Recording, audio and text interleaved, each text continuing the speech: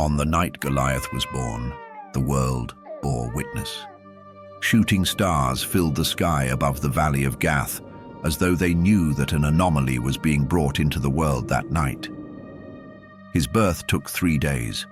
After all, the human woman's body was not designed to give birth to a baby the size of a full-grown man's torso. Nobody knew who his father was, but his mother's identity revealed a lineage that reached back through generations of tragedy and choice. On the day that Goliath graced the earth, the news spread through the Valley of Gath like wildfire. And by the morning of the 3rd day, the village elders had convened in an emergency council. They were worried to their bones, and for good reason. One look at the child, and they knew. The ancient blood had returned. The boy's mother, Orpah, was a descendant of the Moabites, a people with ancient ties to the giant clans, and the child's size already matched a full-grown man's torso at birth. This was a giant, a child of the Anakim and Rephaim, the ancient races of giants that once ruled with unchallenged dominance. Warriors of legendary prowess, descended from the giants that made even the bravest Israelite spies shake in their boots. The Anakim had held fortified cities that seemed unconquerable. It took Joshua himself, leading the armies of Israel with divine backing, to finally drive them from the land. And even then, some had survived, finding refuge in Philistine territory. The elders understood what having such a bloodline meant, and it excited them. A fully grown Nephilim was worth 100 ordinary soldiers. Unstoppable in single combat, a force that could turn the tide of any battle. So they gathered to answer one question. Do they raise this child as their ultimate weapon against Israel? As a champion who could crush their finest warriors and make the Philistines the dominant power in Canaan? Or do they kill him now before his strength awakens and they lose the ability to control what he becomes? The council debated for hours, but in the end, their ambition won. The charm of military supremacy was most important to them. The boy's life was spared, but after that decision, he no longer belonged to his mother. He was immediately registered as military property and became an asset of the state. The elders named him Goliath, which means the exile. When Goliath was 5 years old, he was already over 5 feet tall. The other children in the village were terrified of him and refused to play with him. Every time they saw him, they fled to their mothers. No matter how gentle he tried to be, they avoided him. Size alone made him monstrous in their eyes. Whenever they saw him, the children chanted cruel rhymes to spite him. Monster child, heaven cursed, last of the fallen, judgment burst. But the young Goliath's life wasn't entirely without joy. Though he belonged to the state, they allowed him these early years with Orpah. Even weapons begin as children.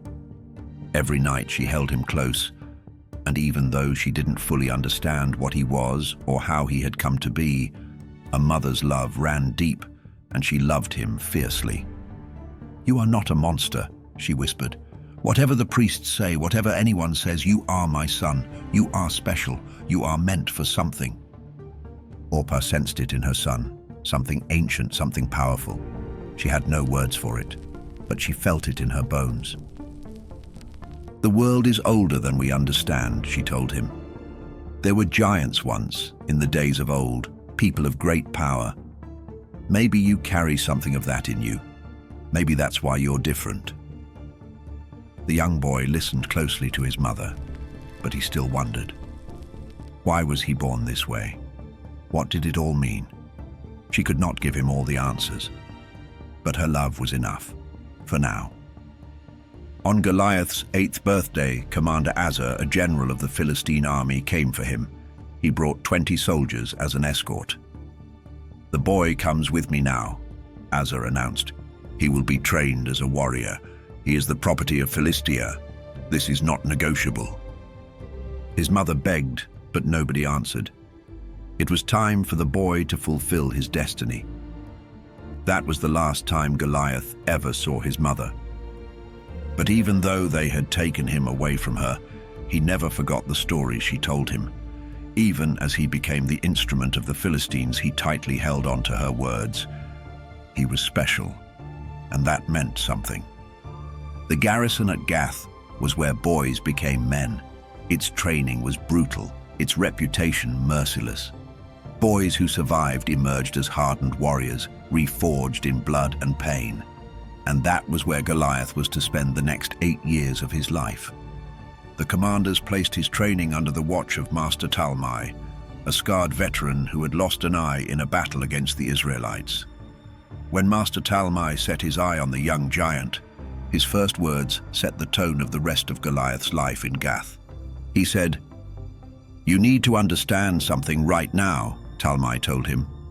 "You are not human, you are not Philistine. You are a tool, a weapon that we will wield against our enemies. And tools don't have feelings. Tools don't question orders. Tools exist for one purpose only, to break our enemies." For the next several years, they beat Goliath. It was training, but it was cruel. Hours of intense drilling sessions with severe consequences if he didn't perform up to expectations. Every single day, Goliath was pushed to his limits. His destiny was singular, to become the most feared warrior in all the land, a symbol of terror and despair, and a living safeguard against the threat of Israel. The Philistines did not stop until he became exactly that, or died in the attempt. But while the Philistines tried to break Goliath's body during the day, questions haunted the boy at night. He had always wondered about what he was. He knew he was different, and that he was somehow connected to the giants of old, but how? Why? What had his people been like before they were hunted to extinction? His hunger for answers led him into the shadows. Like a curious bee, Goliath sought out the keepers of the First Age. Old men who remembered what others had forgotten, who guarded the knowledge of the world before the flood destroyed everything. And so the second secret part of the young giant's life began. During the day, the Philistines trained his body for war, and during the night, he snuck away from his watchers and learned the secrets of his people from the keepers. One of the keepers, an old scholar named Jabneh, became particularly close to Goliath. The Nephilim weren't the monsters history claims, Jabneh told him. They were the offspring of something beyond human understanding, born from the union of the divine and the mortal. They were builders, teachers. They gave humanity knowledge that jump-started civilization itself. But their power frightened the other gods, and so the flood was sent to wipe them out. "You," Jabneh said, looking at Goliath with something like awe, "you are the last echo of that ancient union. However you came to be, whether through your mother's bloodline or through something else entirely, you carry what they carried. You are the final remnant of a pre-flood world." When Goliath turned 15 years old, Master Talmai declared his training complete. At 7.5 feet tall, Goliath was the finest warrior that Talmai had ever trained. There was nobody who could hope to match the boy on the battlefield, except another Nephilim, and there were none of those left. But despite his pride in what he had created, Talmai felt a strange sorrow for the young man. He saw what Goliath could not, a tool destined to be used until broken, then cast aside. Goliath was a terror on the battlefield. A master of armed and unarmed combat, his sheer presence broke the will of entire armies before a single blow was struck. Just the mention of his name made hardened warriors lose heart. For 20 years, tales of the Philistine giant spread throughout the land like wildfire. They called him the champion of the 5 cities, and every soldier who survived an encounter with him carried the same haunting description. 9 feet, 9 inches of pure destruction. Bronze armor that covered him from head to toe, gleaming in the sun like the scales of some ancient beast. The armor alone weighed over 100 pounds, yet he wore it as easily as other men wore cloth. His spear was a thing of nightmares. The shaft was as thick as a weaver's beam, so massive that it took two normal men just to lift it off the ground. The iron spearhead alone weighed 15 pounds. A single thrust from that weapon could punch through shield, armor, and bone as if they were parchment. But it wasn't just his size or his weapons that made men flee. It was the way he fought, precise, brutal, unstoppable. He didn't just defeat his enemies, he obliterated them. He fought with cold efficiency, a precision that spoke of something beyond human, something forged from birth to destroy. But outside the battlefield, Goliath was alone. Every victory Goliath won made him more valuable to the Philistines, more watched, more controlled, more alone, with no friends by his side. The Philistines were as terrified of him as their enemies were. He also had no family, as his mother had passed away years ago. Guards followed him everywhere he went, not to protect him, but to make sure he never turned against the Philistines. Goliath had no other identity except to be a weapon for the Philistines. But whenever he was alone, he remembered his mother, the stories she told him, and everything he learned from the keepers. His only friend, Jabneh, had passed away peacefully in his sleep a decade ago. The other watchers had been hunted down and executed when the Philistine priests grew suspicious of their activities. The knowledge they had shared, the stories of the Nephilim, their achievements, their true history, lived on only in Goliath's memory now. He was the last of his kind, the last son of an ancient race. But through all of this, he waited. He didn't know what he was waiting for exactly, but he knew there had to be more. Some purpose beyond simply being a weapon, some meaning to being the last of his kind. That sense of waiting finally came to an end in the year 1010 BCE, when the Philistine and Israelite armies gathered on opposite sides of the Valley of Elah. The Valley of Elah was a narrow strip of land carved between two steep hillsides, stretching for miles like an open wound in the earth. During the rainy season, a stream ran through its center, but now, in the dry heat of summer, only a dry riverbed remained. The Philistines held the southern hillside, the Israelites held the northern ridge, and between them lay that treacherous valley floor, a killing ground where any army foolish enough to attack the other would be massacred before they finished climbing the opposite slope. It was the perfect deadlock. Neither side could advance without suffering devastating losses. So they waited day after day, staring at each other across the distance. Thousands of men, weapons ready, just waiting for someone to make the first move. The tension was suffocating. The air itself seemed to thicken with the weight of coming violence. This standoff couldn't last forever. Something had to change.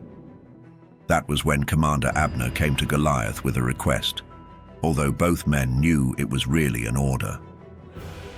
"We need you to issue a challenge. Single combat. You versus their champion. Winner takes all.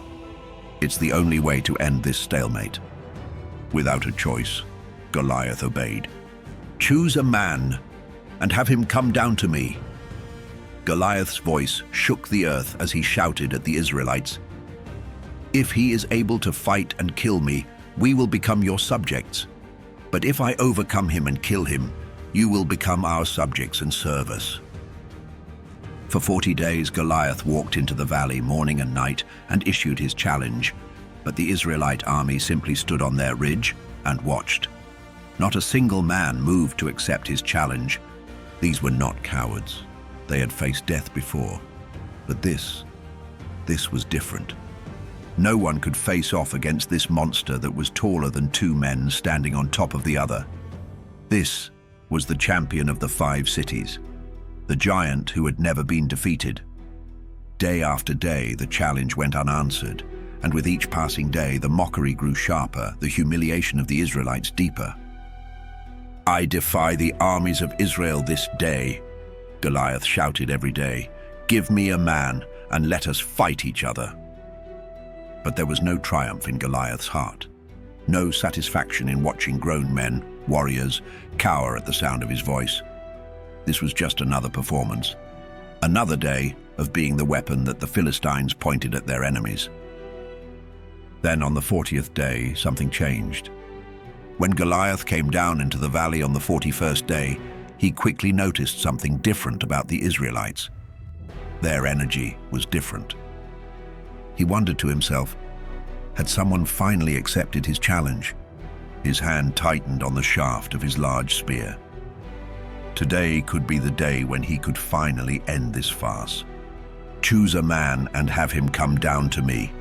Goliath's voice boomed across the valley. If he is able to fight and kill me, we will become your subjects. But if I overcome him and kill him, you will become our subjects and serve us. I defy the armies of Israel this day. Give me a man and let us fight each other. And then, for the first time in 40 days, someone moved. But it wasn't what Goliath expected. A boy stepped forward. Not a warrior in armor, not a battle-hardened soldier. A boy, barely old enough to grow a beard, wearing a simple tunic with a shepherd's staff in one hand and a sling in the other. Goliath watched as the boy walked down the hillside and began crossing the valley floor. No armor, no sword, no shield, just a shepherd's staff, a sling, and a leather pouch at his side. For a moment, Goliath didn't know what to think. Was this a joke, an insult, or had the Israelites finally lost their minds completely? The boy stopped at the dry stream bed in the center of the valley. He bent down and carefully selected 5 smooth stones from among the rocks, testing each one in his hand before placing them in his pouch. Then he stood and continued walking toward Goliath. Then came the rage. "Am I a dog, that you come at me with sticks?" Goliath roared, his voice shaking with fury and something else, something that felt disturbingly close to humiliation. For 40 days he had stood in this valley. For 40 days he had issued his challenge. And this was Israel's answer. Not their greatest warrior, not their champion, a boy with a stick. "Come here," Goliath snarled, moving toward David, "and I'll give your flesh to the birds and the wild animals." But the boy didn't run. He didn't even flinch. Instead, he called back, and his voice carried across the valley with a confidence that seemed impossible for someone his size. "You come against me with sword and spear and javelin, but I come against you in the name of the Lord Almighty, the God of the armies of Israel, whom you have defied." Goliath stopped. The boy wasn't afraid. There was no tremor in his voice, no hesitation in his stance. The boy possessed a bravado that made even Goliath pause. "This day the Lord will deliver you into my hands," David declared, "and I'll strike you down and cut off your head. This very day I will give the carcasses of the Philistine army to the birds and the wild animals, and the whole world will know that there is a God in Israel.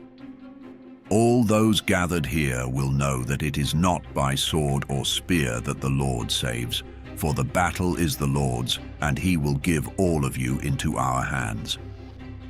For just a moment, something flickered in Goliath's eyes. Not fear exactly, but recognition. This boy was invoking the God of Israel, the same God who had parted the Red Sea, the same God who had brought down the walls of Jericho, the same God who had commanded the extinction of the Nephilim. But the moment passed. Goliath was the champion of the 5 cities. He had never been defeated, and he wasn't about to be beaten by a child with a sling. Goliath moved forward, closing the distance. David broke into a run, charging straight at the giant. As he ran towards the giant, David's hand dove into his pouch, pulling out one of the smooth stones he had picked earlier. In a single fluid motion, he loaded the stone into the sling. Goliath raised his massive spear, preparing to end David with one devastating thrust. The boy would be dead before he got within 20 feet, and he would be just another body, just like the others before him. But David's sling was already spinning. He had killed with this sling before. The lions in the wilderness, the bears that attacked his father's animals. He knew exactly when to release. Goliath barely saw the stone when it left the sling. It was a blur in the air, moving faster than any arrow that had been shot at him before. He tried to crouch, turn his head, dodge the projectile, but the stone was already there. It struck him square in the forehead with a sickening crack that echoed across the entire valley like the sound of a gunshot. The world tilted. Goliath's legs buckled beneath him. His spear fell from his hand. He tried to stay on his feet, tried to understand what had just happened, but his body wouldn't obey. The ground rushed up to meet him. For a moment, there was absolute silence. 10,000 men on both hillsides stood frozen, unable to believe what their eyes had just seen. Then David ran forward. He stood over Goliath's body, grabbed the giant's own sword from its sheath, a blade so massive that David needed both hands just to lift it high above his head. The sword came down, and Goliath was no more. The boy who was taken from his mother lay dead at the hands of a shepherd boy. So fell Goliath, last of the Nephilim, in the Valley of Elah.